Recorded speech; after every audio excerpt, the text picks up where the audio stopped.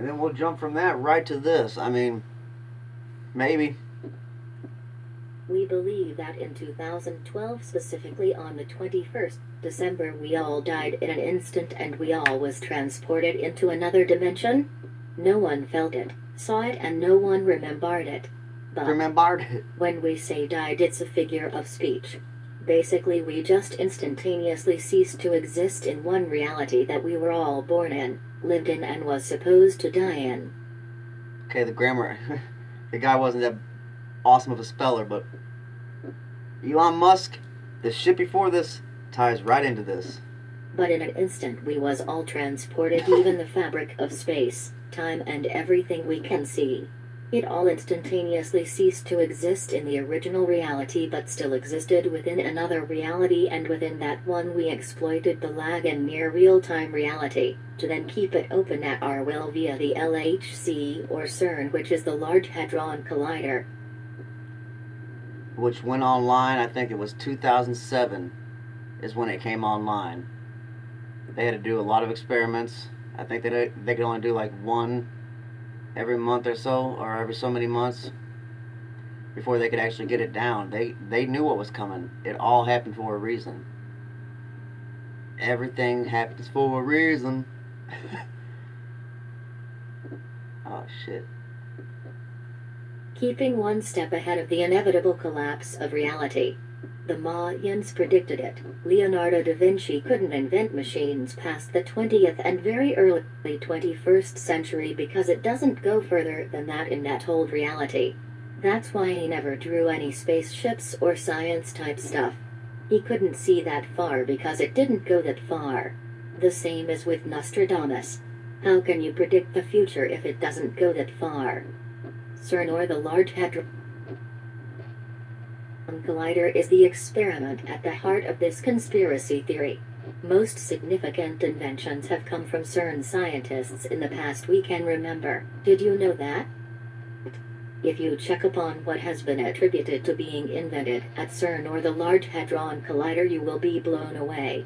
Do you see the internet you're on right now? Yep, that came from CERN. It was a British guy at CERN who invented it. We've had thoughts on time travel and the experiments to move the whole planet, universe, and reality from one reality to another. Basically what we mean is this: if you have a solid stone in one hand and another in the other hand, you cannot put the other one in the exact same spot in your hand. They both inhabit its own unique GPS coordinates.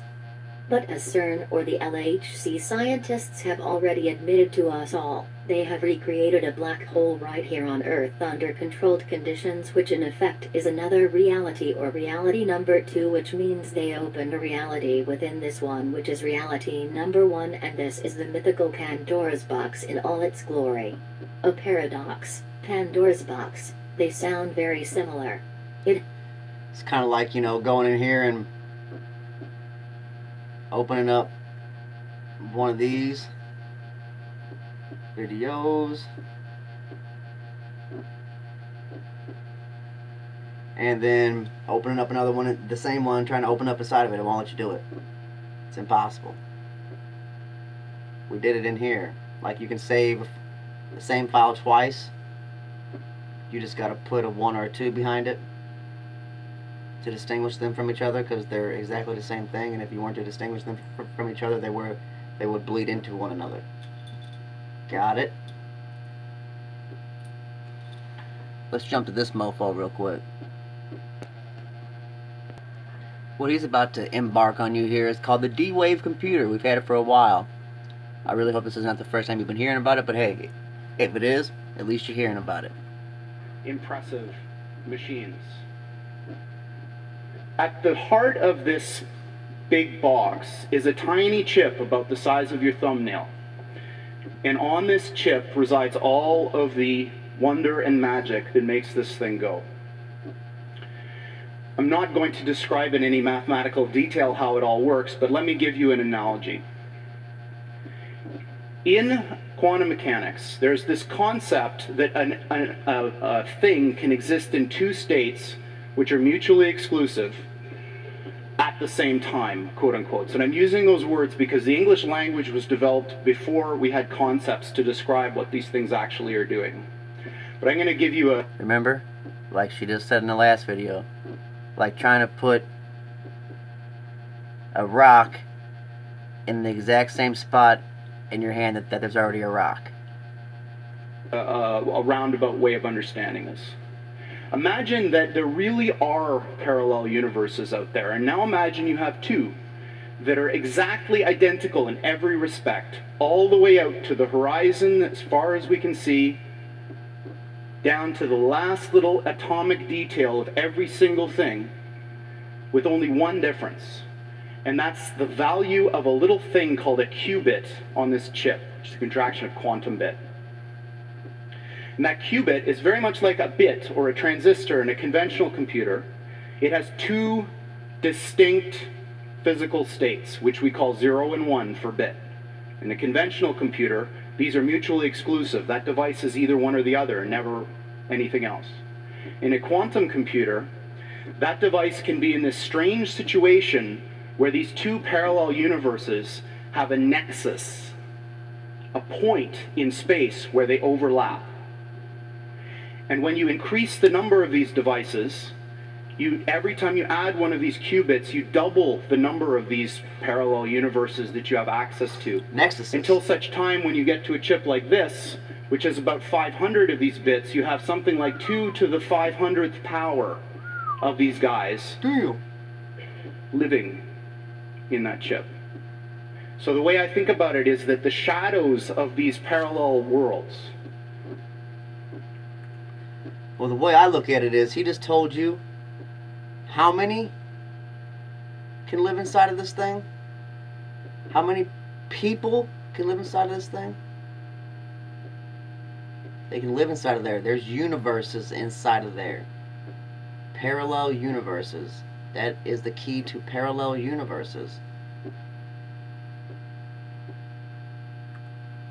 500 of these bits, you have something like 2 to the 500th power of these guys living in that chip.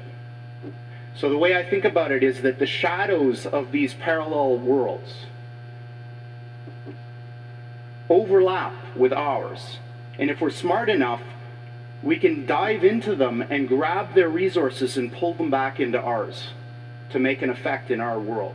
Now this may sound very odd to you and bizarre, and in fact I am using language that a normal theoretical physicist probably wouldn't use, but this is, what I'm telling you is absolutely correct and in line with the way that these things actually work. We've been doing this for some time now, and in fact... Alright, so basically, what he's saying is, you see this little shadow right here? This little shadow, okay, well, it's dividing this stripe, this linear line. Well, where it divides it is where they overlap. That's the nexus. That's where these guys can get into these guys' shit, and these guys can get into these guys' shit. The only difference is, and the only problem is, think of it like a book. And I don't, of course, have one, but shit. Oh well. Think of it like, you know, these papers. Okay? If this was a book, this page and all these words on it would never know the other page existed. Okay?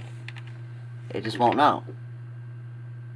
What we're doing is we're trying to burn a hole through our page to peek our heads through and look on the other side. Peekaboo, what's going on over here?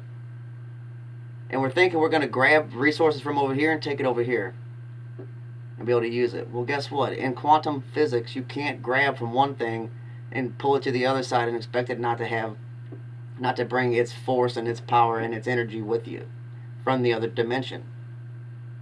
Because in quantum physics, you can split an atom, take them to completely different parts of the universe.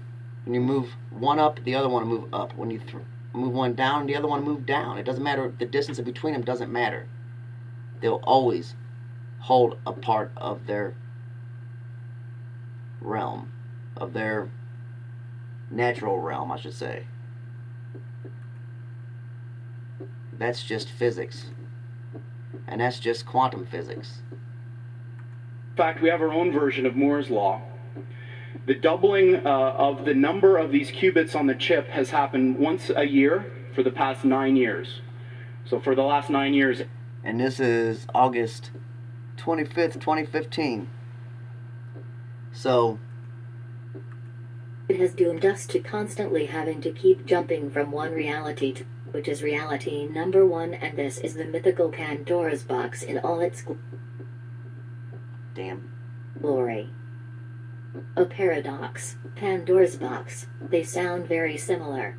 It has doomed us to constantly having to keep jumping from one reality to another just because two realities cannot exist in the same reality, therefore reality around each other starts to deteriorate and collapse, so we keep stocking up on energy all the time just to release it in an instant to push us into the next reality. That's our theory here at UFO Sightings Footage. What do you think about this theory? That's all. Whew, I think that's pretty damn deep. I think it's pretty damn hard for me to believe or to even start to fathom anything to the possibility of I died and didn't know it. I know you feel the same way. But where's this shit come from? It seems like everything adds up for a reason. And when I look down at the staircase that I climbed to get here, I know those stairs that I stepped on were real. That's how I got up this far. I know that those pieces of information that I seen were real. There's no reason for people to make this shit up. I'm sure there is. But the only reason that any of this is not accepted is not because these people made it up. It's because other people are so naive and so narcissistic that they believe they know everything there is to know and ever will have to know, and that they could not be deceived or fooled or lied to by anybody. When really, it's like Mark Twain said, it's easier to convince you people that you've been, or it's easier to convince you people of a lie than that you've been lied to. And that's the truth, and it's a sad damn truth. All it is, and you know what? We only have a limited degree of knowledge about realities, energies and experiments that are done or carried out or experimented on at CERN, which is soon getting an upgrade to a FCC, which means Futuristic Circular Collider. That experiment machine is going to be the biggest ever attempted machine ever, and it is going to be 80 to 100 kilometers long. That is huge. The current Large Hadron Collider is 17 kilometers long, which stood next to the new one will be a tiny fraction of its size. CERN scientists don't really do little or small-scale experiments. They go all out and do experiments that can literally tear open this planet in two pieces, and if they wanted to, they can recreate a black hole, and even though it is tiny, so they say, it could still swallow up the whole planet Earth in one gulp. But like they just said back here, it creates enough force of energy collectively to push us into the next simulation, which would be a huge black hole at the right time, would suck in everything here, which would create enough energy or force to create another simulation for us until that one falls apart. Just like the Big Bang would be like a rubber band effect, meaning you pull it apart like this as far as it'll go, and then once it's expanded as far as it can go and it slips out of your finger, it goes, and what's that thing do? It goes from fully expanded all the way back, boof, and then expands again, and probably just repeats, boof, boof, boof. You see what I'm saying? Reality jump, simulation jump. I'm saying just maybe, could be. I'm not saying I believe it, but I'm saying damn, maybe.